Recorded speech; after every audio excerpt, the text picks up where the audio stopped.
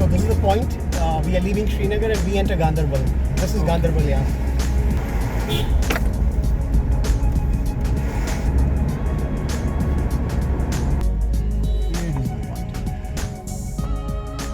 So we are entering a very historical village, one of the first villages in the Sindh Valley. It's called Nunar, and historically it's very significant because this was a mixed, a Kashmiri Pandit and a Kashmiri Mohammedan village.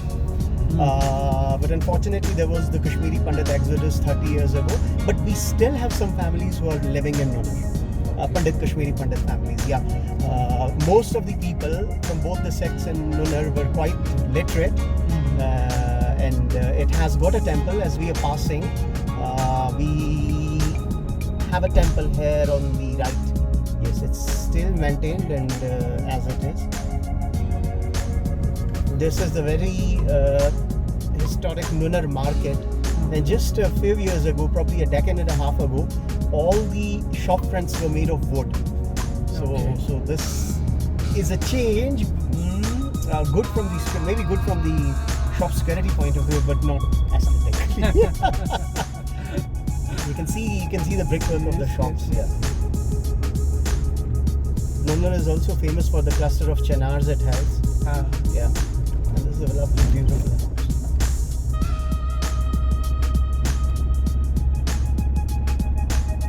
This used to be a Pandit hamlet, and in the Kashmir villages, Pandits usually prefer to have their dwellings in a cluster or around a cluster of chenars. So this is the area where Pandits usually lived.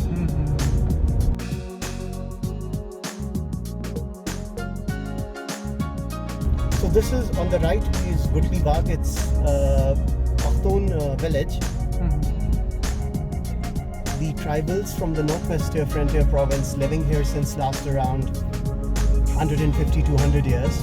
Okay. And they come from three major clans: Yusufzais, and probably Mazaris are there, and they have a clan which follows the Naqshbandiya silsila of mystic Islam, and they had a renowned scholar also from this school of thinking, very renowned, who expired many years ago. So what's your background history related to why they came to this place? See, first of all, you'll have to deconstruct the present scenario. You go back to any year before 1947, there were no borders. So there was a lot of people movement around, and I do not know the year, no way, not even the decade when they would have come to this place. But it's been put around 100 to 150 years that they migrated to this place. We should keep in mind that the road we are plying on now was actually one of the southernmost routes of the Silk Route. Okay. So, not the main Silk Route, the southernmost route. There were two connections into Kashmir.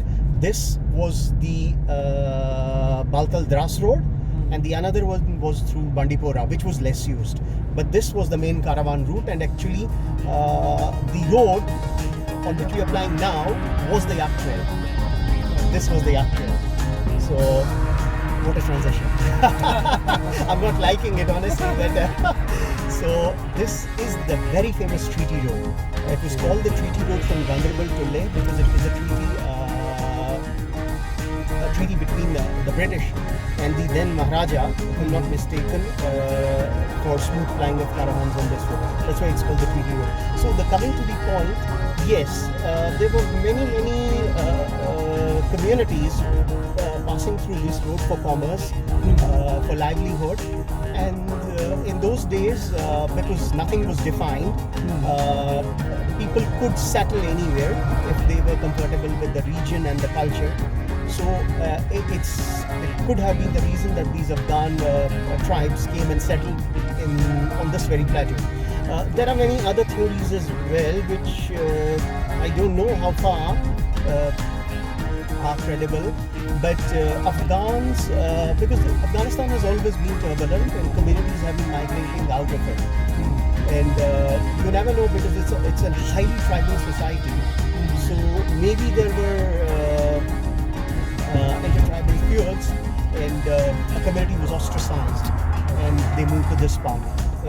it's not only in this part of the Kashmir. We have a Pathan community, few tribes, a large cluster of villages in south of Kashmir, and we have another tribe that's very close to our home.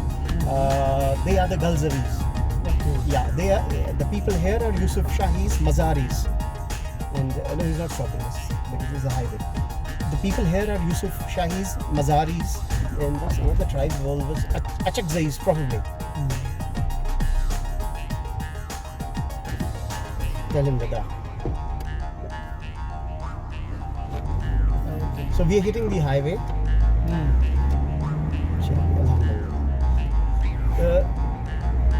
Well, I have heard many versions why they came and settled here, and there are some very strange anecdotes also. But probably could have been compulsions of commerce, livelihood, or even ostracization, which was very common which is still very common in Afghan culture. That it's not only the individual but his tribe that gets ostracized. Yeah. Does this have something to do with the Afghan rule?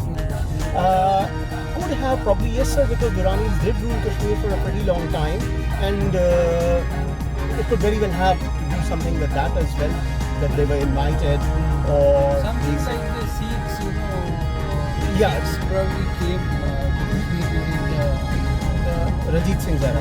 Yeah, exactly. Could have been this there. But nevertheless, Kashmiris and Afghans, of course, had a strong bond that they were co-religionists, unlike other communities. And the pulls could have been any. Okay.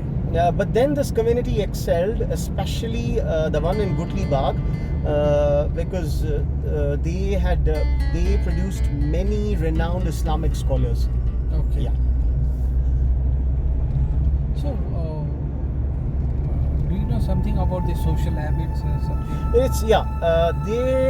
I have had a few opportunities to interact with this community and had actually few friends from this community. So it's a very close-knit community. They usually marry within their tribes. I mean, there are very few cases where they married into a Kashmiri family or Kashmiris married into an Afghan family. The community is extremely patriarchal. They follow, and that's surprising, they still follow the ancient code of Pakhtunwali, which is the ancient code of conduct for the Pakhtuns. And the women strictly observe Parda, and their hospitality here also is, there are no words for it. So I wouldn't say that they follow it exactly in the letter and spirit as the brethren in Afghanistan or the frontier, but they do practice it to a great deal. Yeah, that's strongly hardwired in them. If you see towards the right, these are all Pakhtun hamlets on the foothills of this Harawar mountain range. It's all inhabited. Yeah, it's all inhabited. Sadly, the level of education is not as par with the local Kashmiris for reasons, because it seems that it's a very controlled community. They have lots of checks and balances within themselves, because as I said earlier, it's a highly patriarchal community. So usually a boy after 16 is expected to do any kind of business or job and chip in for the family income. So sadly, I haven't heard of many Pakhtuns that are in government jobs except police, which they prefer and were favored during the Maharaja times, being a martial race. But otherwise, the level of education compared to Kashmiris is far lower. This is the Harmukh Ridge of the North Kashmir area. This is one of the easiest routes to the Gangabal Lake, and it has a history. It's a very short route to the Gangabal, but it's very steep. We passed through an area called Mahlish, and this is one of the reasons. The topography here, the difficult terrain here, is one of the reasons that the Kashmiri Pandits stopped visiting Gangabal, because around the year 1512 there was a very serious accident here in which lot of Kashmiri Pandit pilgrims lost their lives, and they abandoned using this route for the Gangabal visit. Then they started using the Naranag route, and again sadly there was severe weather condition there. Again many lost lives, and Gangabal started losing its status as a major pilgrimage site in Kashmir. So here we are entering the Sindh Valley. The valley closes in. The next village is Prang, which is also very, very important. It's a historic village, and it is said that this is the village where the Rajatarangi was compiled. Okay. Yeah, there are some accounts saying that. Prang is very famous for its honey, because the honey gets sourced from the dense jungles you see on the Haravan range. I'm sure that Haravan range, the range on the right, is one of the very few places left in Kashmir with such a dense forest cover, close to a main population. So that's why apiary is a big business here, and Prang is famous for its honey. As we cross Prang, this is the main market. The road forks, the one on the left enters a very important valley system, which actually is not long, is but just about 20 to 22 kilometers. It's actually called Kankavahani in Sanskrit, and in common parlance it's called the Naranag Valley, or still more popular and more accurate, the Bangat Valley. So this is the road on the left that goes towards the Bangat Valley. Yeah, you have a well-connected road. It's not as wide as this. It's a single track, but good for a car also. It's about 18 kilometers from this point, and the road terminates, and then you can do a foot walk of about 4 kilometers all along the end of the valley, and you can see that mountain range. That's the Gadasar mountain range. Yeah.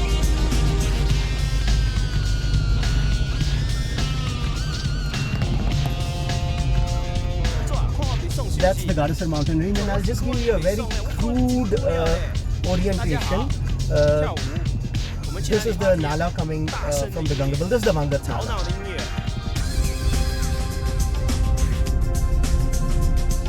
The Gadasar mountain range,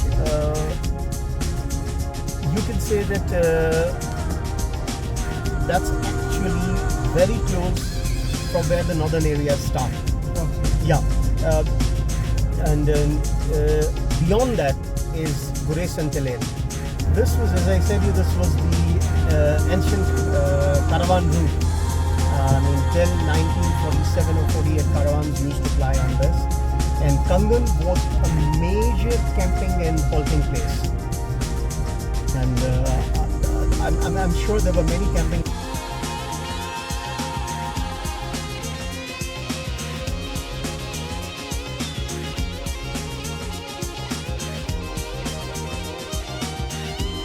As the valley further closes, we are heading to a very, very important and historic village in the Sindh Valley. It's called Gond.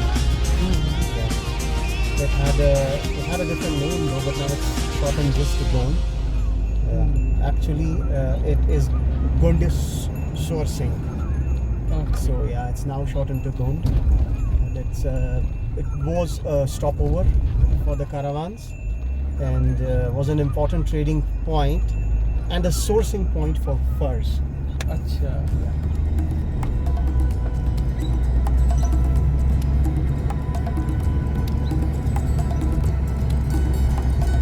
Now you can see the switch. I mean, you no more have paddy fields, but this is a corn growing belt because of the altitude and the climatic conditions. And Gond also has some production of walnuts. So this is actually the Gond Meadow. This used to be the Gond Meadow, and just when the meadow ends, you have the Don market and the village.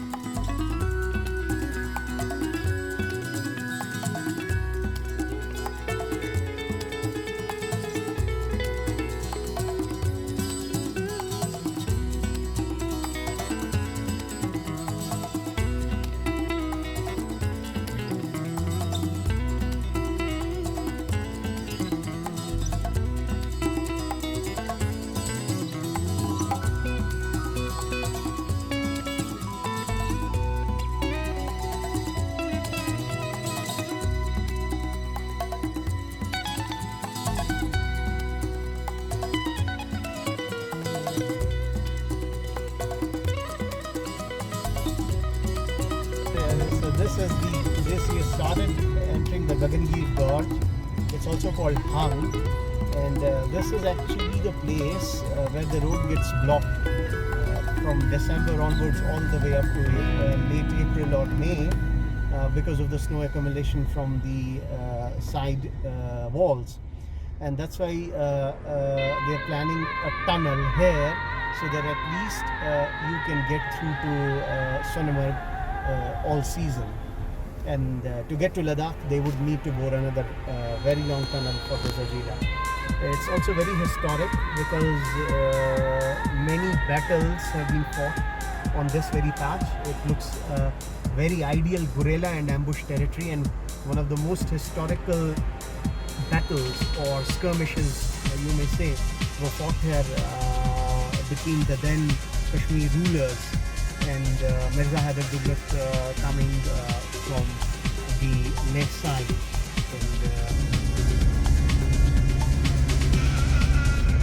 And another very significant thing here is, because of my interest, is that this used to be a Hangul passing point, and in winters when the traffic, the motor traffic is actually nearly zero and hardly few people or stock taking caravans for Sonamarg past this gorge, you can see the wild goats passing this point, because on the left side is a huge high altitude area, grazing ground, which we call praying dung. It extends all the way up to Naranag in south of this range, and because of its dense forests and all, the goats, the mountain goats, migrate, and this is the corridor where they cross this valley.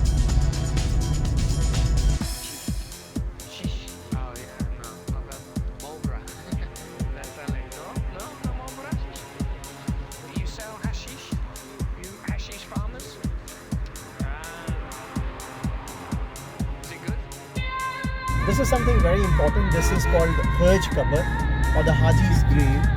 Yeah. And we need to keep in mind, because the caravans earlier from Leh and Kashgar of pilgrims used to cross this valley. They didn't prefer to cross via Pamirs. Now there's a lot of history to it, why not? But they did prefer the treaty route, that is Yarkand, Nubra, Leh, Kargil, Kashmir, down the Jhelum Gorge, Murree, Peshawar, and towards Mecca. And of course, it used to take a couple of years, and maybe later lesser, with better routes and quicker ponies. And the reason why this route was a favorite, because on the Trans-Pamir routes, because of the instability in that region and banditry, it was not at all favored, and the Kashmir route was preferred. And the same is the reason why rich merchants preferred this route to the Trans-Pamir route. This was supposed to be so safe that it is said if the merchants, due to some calamity, had to dump their goods at any point on this route, they could come and pick it back intact the next year without cliff edge. Yes. So this was supposed to be a very, very safe route. Also, as I was mentioning you earlier, Afghanistan was, and sadly still is, but though far less notorious for banditry. Kashmir, comparatively, all the routes through Kashmir were considered to be very, very safe by caravanners and pilgrims going to Mecca. And that makes this route all the more significant. Not just that it was a point-to-point route from Kashmir to Leh, but it was a corridor for pilgrims from Yarkand all the way to Mecca, and they did prefer this route. And Yarkandis did have a base in Srinagar also, which was known as Yarkand Sarai in Safa Kadal. They had a small pocket there, and they had their bar, they had their baker, their community members living there permanently, who used to do arrangements for their travel further or back to Yarkand. So here we enter the very, very famous Sonamarg meadow. Now sadly a very ugly hotel township, and this used to be called the Meadow of Gold. One of the first major meadows you hit on the treaty road from Leh to Kashmir. This is a meadow that is bordered on the right side by a very high glaciated area, the Tajwas Glacier belt, with peaks touching to around 15,000, and straight